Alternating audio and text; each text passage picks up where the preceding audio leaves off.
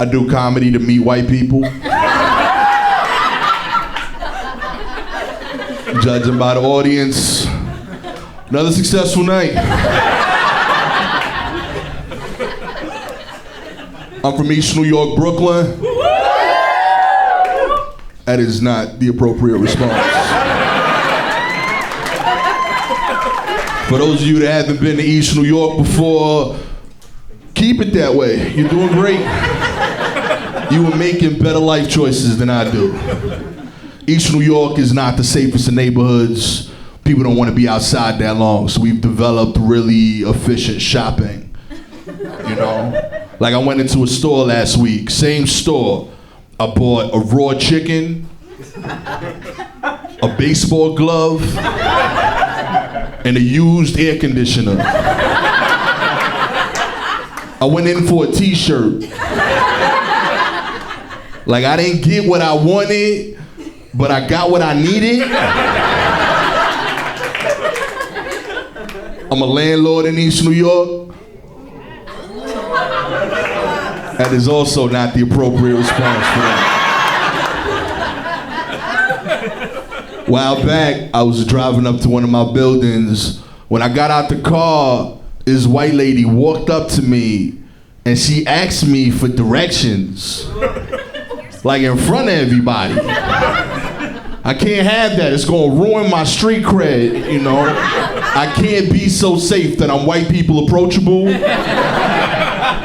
In East New York, that's a problem for me. I got hood tenants. They're not gonna pay me rent if they think my friends crochet.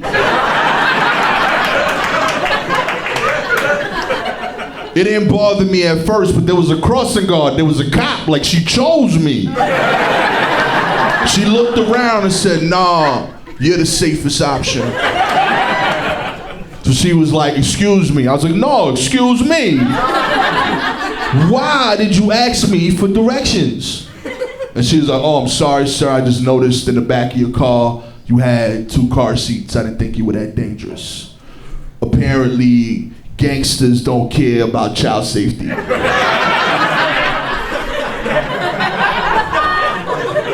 If that's a rumor in the white community, I'm here to dispel that today.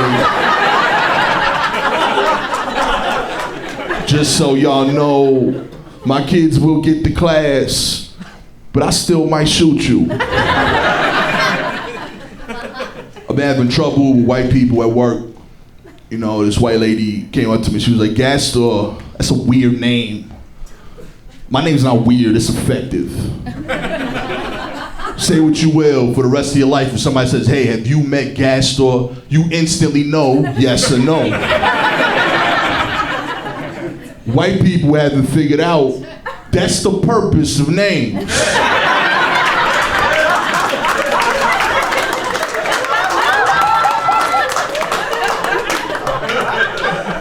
Hey, have you met Michael? That's not enough information. They realized this was a problem, so they added middle names. But the middle names sound like first names. No, I met Michael John. We're still in the same place, man. Michael John, he's married to Tracy, they live in Astoria, they work on the 2nd floor in accounting. Why do I need all this information? Why couldn't your parents do work? They had 9 months to come up with something better. This is not a problem in the black and brown community. We're great with names. Like one of my friends growing up, his name was Darrell. It sounds simple, but it's effective, you know? Real deceptive name. This is how his mom spelled it. Capital D, lowercase a, apostrophe, capital R, lowercase e, lowercase l. When people say, "Hey, have you met Darrell?" Darrell with the apostrophe, conversation over.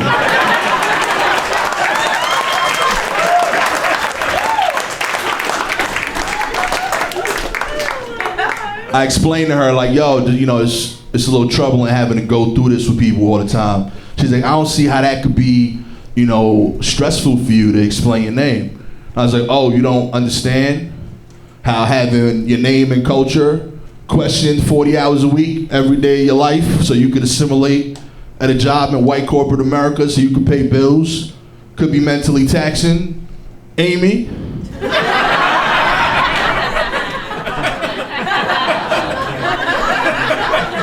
You don't relate to that struggle?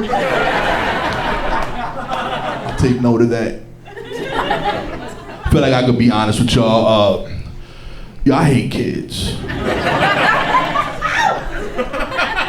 Like, not all kids, because I have kids, but the rest of them kids, plus one of my kids, hate them dudes, yo. They always in the way, you know what I mean? Like, I was dropping off my son at school. I got called into the principal's office. I'm 30 years old. I didn't know that was still on the table. I get upstairs and she's like, Mr. Almonte, we've been getting complaints from the other parents. Apparently you've been knocking over kids in the schoolyard? You got anything to say about that? And I was like, well, ma'am, they were in my way. She's like, you're pushing kids in the schoolyard? I was like, no, ma'am, don't be ridiculous. It was more like an NBA pick. You know, like I didn't extend, but I stood firm. She's like, Mr. Almonte, don't you think there's another way you can handle that? I was like, man, I'm 6 feet tall. I'm 300 pounds. And I don't move fast. If that kid didn't see me coming, like, he not gonna see life coming.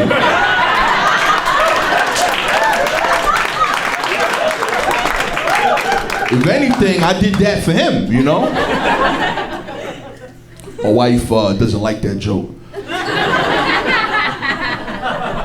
She said, Gastor, when you talk like that, it sounds like you don't want kids. Kids are a blessing. Everybody wants kids. And that's just not true. Nobody wants kids. Anybody who says they want kids doesn't have kids. And the second you have kids, you stop wanting more kids. That's not true for anything else good in life. Like, I had a slice of pizza yesterday. Guess what? I want another slice today. Tomorrow, no surprises there. Next week, there's more to come. But I promise you, I've had my last kid. I see him every day around the house. It's getting awkward. He knows the situation. He asked me, he was like, Dad, I'm the last son in the family. It's my job to continue the name, right? I was like, no, little man, you are why the name must end.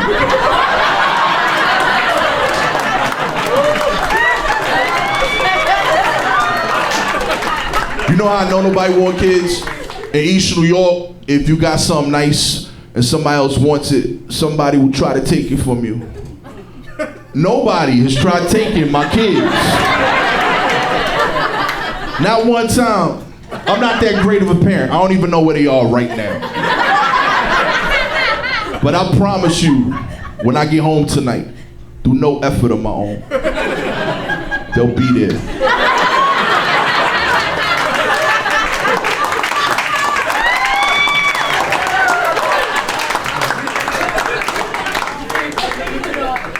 The truth is, reason I don't like having kids is because like they give you imposter syndrome, you know, like you don't realize until you have kids that you don't know shit. Because they ask you questions and you become aware you don't have answers.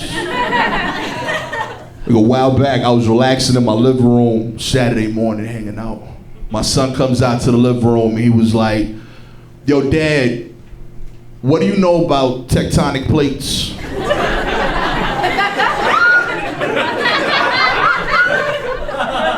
I don't know shit about tectonic plates.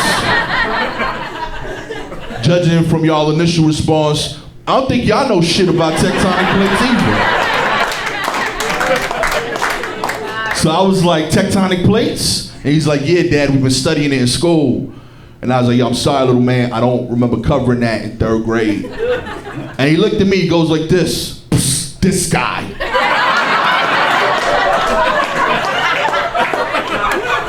Like I'm the asshole in this conversation so far. Then he goes down the hallway, knocks on his sister's door. My daughter's 10, and they come out to the living room. And they talked about tectonic plates. For 15 minutes. In my face, you understand this? You know how stupid you feel? You watch your kids have a conversation you don't understand, and you pay the school that makes it possible. A 9-year-old gave up on me in my house. He tried 3 times to explain it to me. They looked at his sister. He was like, yo, he's not getting it. Before I let y'all go, I feel like I owe it to y'all. Tectonic plates.